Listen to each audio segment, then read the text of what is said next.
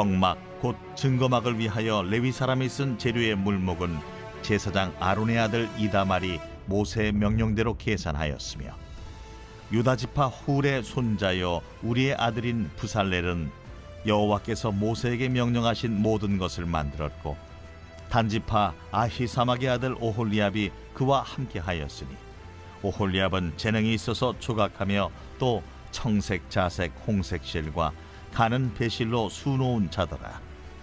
성소 건축 비용으로 들인 금은 성소의 세겔로 29달란트와 730세겔이며 계수된 회중이 들인 은은 성소의 세겔로 100달란트와 1775세겔이니 계수된 자가 20세 이상으로 60만 3,550명인즉 성소의 세겔로 각 사람에게 은 한 배가 곧 반 세겔씩이라. 은 100달란트로 성소의 받침과 휘장문의 기둥 받침을 모두 100개를 부어 만들었으니 각 받침마다 한 달란트씩 모두 100달란트요 1775세겔로 기둥 갈고리를 만들고 기둥머리를 싸고 기둥 가름대를 만들었으며 드린 롯은 70달란트와 2400세겔이라. 이것으로 회막문 기둥 받침과 놋제단과 놋그물과 제단의 모든 기구를 만들었으며 뜰 주위의 기둥 받침과 그 휘장문의 기둥 받침이며 성막의 모든 말뚝과 뜰 주위의 모든 말뚝을 만들었더라.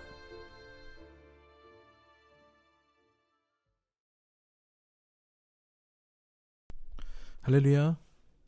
오늘 하나님의 말씀은 출애굽기 38장 21절부터 31절까지 말씀입니다. 오늘 말씀의 제목은 정직하게 진행되는 하나님의 사역입니다. 저희 아버지께서는 장로 장립을 받고서 어느 날 청년부 담당 장로님이 되셨습니다. 이제 청년부 임원들과 미팅을 하는 날이 되었고요. 청년부 임원들을 만나고 난 후에 불같이 화가 나셨죠. 제가 이유를 여쭤보니까 아버님께서 화가 나신 이유는 아주 간단했습니다. 그 당시 청년부에서는 이중장부를 쓰고 있었던 것이죠. 교회 예산을 받아서 쓰는 장부와 그 외 후원금을 관리하는 장부가 따로 있었습니다. 청년부에서 이중장부를 쓰는 이유는 어찌 보면 타당해 보였습니다. 청년부는 교회학교나 장년부와는 다른 특징이 있죠. 예산이 모자르게 되면은 채워지는 곳이 없어요. 거의 없습니다. 장년부는 헌신자들이 세워져서 채워지고요. 교회학교는 선생님들이 헌신하여서 이렇게 꾸려갈 수가 있는데 청년부는 이제 대학생들과 사회 초년생들이어서 물질 헌신하기가 쉽지 않았던 것이죠. 가뜩이나 빠듯한 예산인데 후원금까지 명시가 되면 교회에서는 그 예산을 보고 아 얘네 후원금 많이 받네 그래가지고 교회 예산을 줄일 가능성이 높았죠. 그래서 이중장부가 지혜로운 방안이라고 생각이 된 겁니다. 그러나 저희 아버님께서는 단호하셨습니다. 가르칠 것은 가르쳐야 한다는 생각을 가지고 계셨죠. 그래서 저희 아버님께서는 청년부에 가서 가장 먼저 하셨던 일이 장부의 일원화였습니다. 정직한 청년부가 되어야 한다는 것이었습니다. 그 정직함을 하나님께서 기뻐하시고 물질도 채우신다는 것이죠. 그러면서 아무리 좋은 결과를 가져와도 방법이 틀리면 안 된다는 말씀을 하셨습니다. 이 개념이 정말 맞습니다. 여러분, 어떤 미사여구를 갖다 붙여도요, 거짓은 거짓입니다. 참은 참이고요. 이것은 변할 수 없는 것이에요. 아무리 예산을 많이 끌어올 수 있다고 해도요, 이중장부는 하나님 앞에서 거짓인 것입니다. 교회는 정직한 영으로 충만하게 되어야 됩니다. 그것이 설사 당장 손해를 보는 일이 될지라도 당연히 정직한 일을 해야 하는 것이죠. 오늘 말씀을 보면은 이렇게까지 기록하지 않아도 될 텐데 라는 생각이 들 정도로 금과 은과 놋의 출납이 세세하게 적혀 있습니다. 사실 백성들이 자원하여 드린 예물입니다. 그리고 그것으로 하나님의 성막을 제작을 했습니다. 다른 데 쓰지 않았어요. 이것이 전부인데 왜 성경에서는 세세하게 금과 은과 놋이 얼마나 사용되었는지를 기록했을까요? 이것이 교회에서의 사역의 시작이라는 것입니다. 정직이라는 개념이죠. 누구도 의심하지 않을 일이지만 그 일에서도 투명하게 진행하는 것이 하나님의 사역이라는 것입니다. 그리고 그것은 공동체의 신뢰와 은혜로운 일의 진행으로 열매를 맺게 됩니다. 너무 아름답게 되죠. 또한 앞서 말씀드린 대로 한 가지의 개념이 더 있습니다. 결과가 훌륭해도 과정 또한 세세하게 진행이 되어야 된다는 것을 성경은 가르치고 있습니다. 그렇게까지 해야 돼? 네, 그렇게까지 해야 됩니다. 왜냐하면 실족하는 사람들이 없어야 하기 때문입니다. 성막을 만드는 이 귀한 일 가운데, 이 위대한 일 가운데 시험 드는 사람이 있으면 당연히 안 되겠지요.